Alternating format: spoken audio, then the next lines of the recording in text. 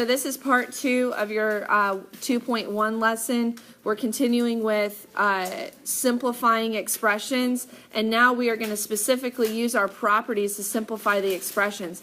In section A, what I'm doing is I'm targeting the like terms. Well, here I know that I can simplify 3 and 6 together. So 3 plus 6 is 9. So x plus 9 is my simplified expression. So basically, commutative and associative properties are the ones I'm going to use. So on B, how could I rearrange and group my terms so that I could simplify this expression? Layla? M plus 5 plus 9. Perfect. M plus 5 plus 9. And where would I put my parentheses? Around 5 and 9. Around the 5 and the 9. All right. And then it's M plus 14. M plus 14. On letter C, which term of the 4, the 8, and the y is kind of your odd man out? Which one? Which one is your odd term out? It doesn't have anything else like it. The y, okay? So what I'm going to do here is I'm going to group my terms that I can simplify. 4 times 8 times y. And eventually, not in this lesson, I'm kind of teaching you how you can rearrange and group, but that should just kind of jump off the page. Oh, I can multiply 4 times 8 and keep my y to make what would be my answer? 32y. 32y, because I can multiply my numbers and then I just keep the variable. So on D, I want you to go ahead and regroup the terms that you can multiply together and then simplify the expression. How do we group it? 6 times 3 times k, which is 18k. All right, how would I rearrange E? You probably have already done E. Sarah, how'd you rearrange E? 4 minus 1 plus x. Okay, 4 minus 1 plus x, and then what's your answer?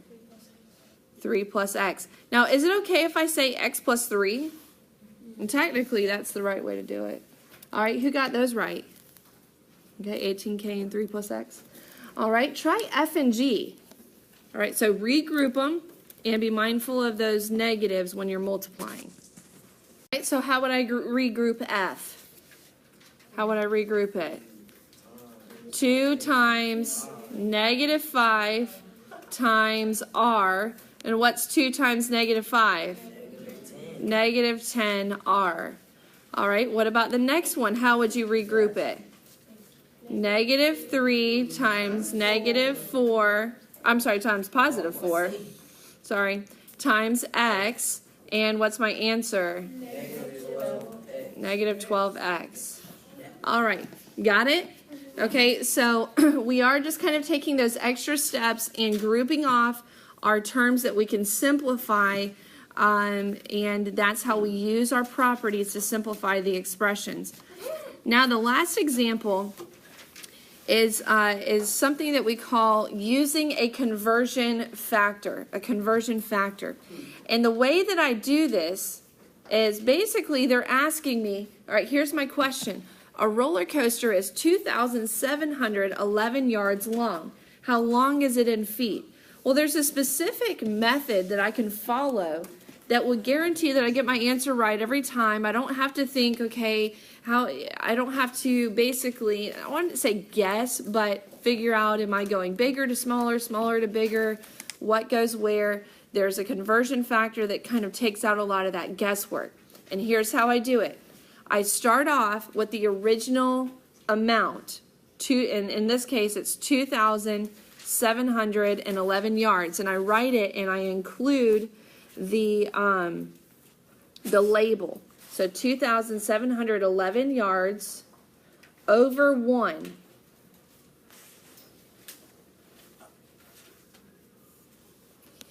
And I multiply that by what I'm going to call a conversion factor.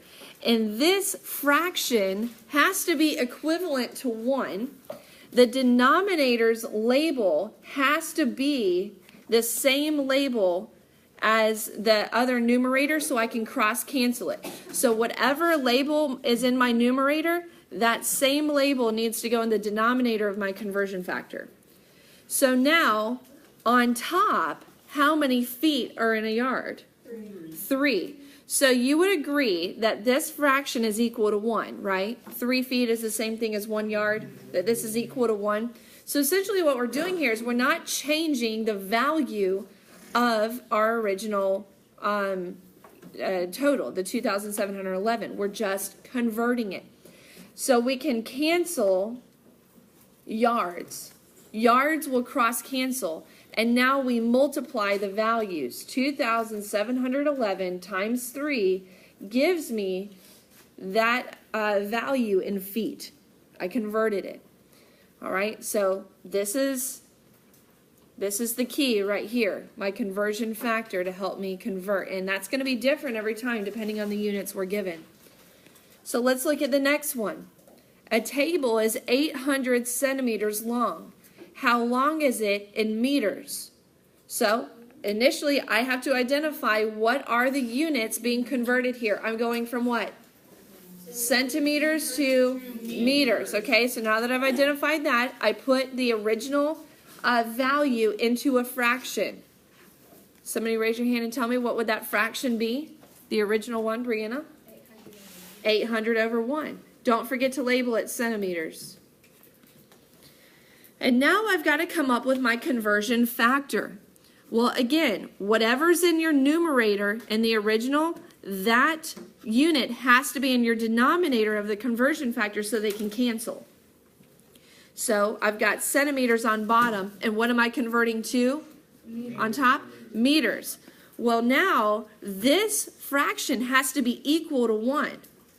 So what numbers would I put there? Would I put 100 meters equals 1 centimeter? No, that's not how it goes. What is it? How many centimeters are in a meter? Just said it. 100. 100. So 100 centimeters are in 1 meter. So as long as your conversion factor equals 1, you're good. And the reason we had to write it this way was so we could cancel out our centimeters.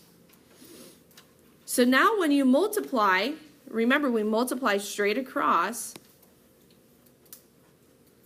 What's 800 times 1? 800 meters. And then what's still in my denominator that I haven't done anything with? 100. So I need to simplify that to 8 meters. All right? Coming up with those conversion factors, and then we can just convert it and simplify.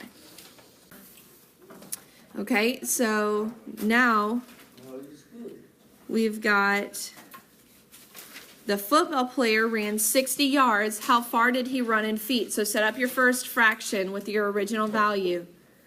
60 yards. All right, set up your initial fraction.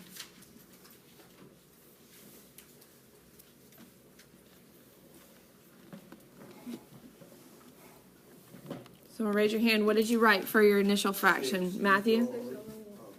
60 over 1. 60 yards over 1. So now, what's going to be our conversion factor? What would go in my denominator? What would go in the denominator? Yards. Very good. So what do I put where? Okay, how many yards are in a foot, or how many feet are in a yard? What would equal 1? 3 feet in a yard. You see that? So the conversion factor equals 1. 3 feet are in a yard. So cancel out my yards, and 60 times 3 is 180 feet. Now we're going to go the other way. The girl threw the ball 150 feet. How far did she throw it in yards? Use your conversion factor to simplify that. So what's my first fraction? Someone raise your hand and tell me, what's my first fraction? Emmanuel, what is it? Yeah, 150 feet over 1. What's my conversion factor? Someone raise your hand and tell me. Austin? 1 foot on the bottom. No, not 1 foot. 3 feet on the bottom. Remember, the conversion factor has to be equal to 1. So yes, feet needs to go on the bottom, but there's 3 feet in a yard. Okay? So you cancel out your feet, and now you have 150 yards over 3. So what do?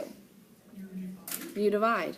All right, who got 50 yards? Raise your hand if you got 50 yards. Okay, so that's decent. All right, if you got it wrong, do you see where you went wrong? Do you see what you did? All right, so let's do a couple more.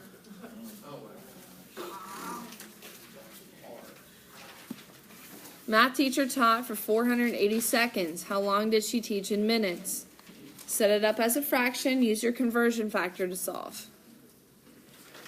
480 seconds over 1. So what is my conversion factor? 400. 1 minute. over 60 seconds. Okay. Why didn't I do it 60 seconds over 1 minute? You got to get that seconds to cancel. All right. So now you have to divide 8 minutes. Who got 8 minutes? Okay, more. All right. Now, the last one is not going to work out evenly. So once you do your conversion factor, don't write your answer as a decimal. Write your answer in feet and inches. Feet and inches. And raise your hand when you have the answer. 75 over 1 times, what do I multiply by? Y'all tell me. 1 foot over 12 inches because my units need to cancel. But now, look at this, guys. 12 goes into 75 6 times with 3 left over. So it's 6 feet 3 inches. Okay, so not as a decimal. Okay, how many inches are left over? And if you understand that, that's everything you need to know for 2.1.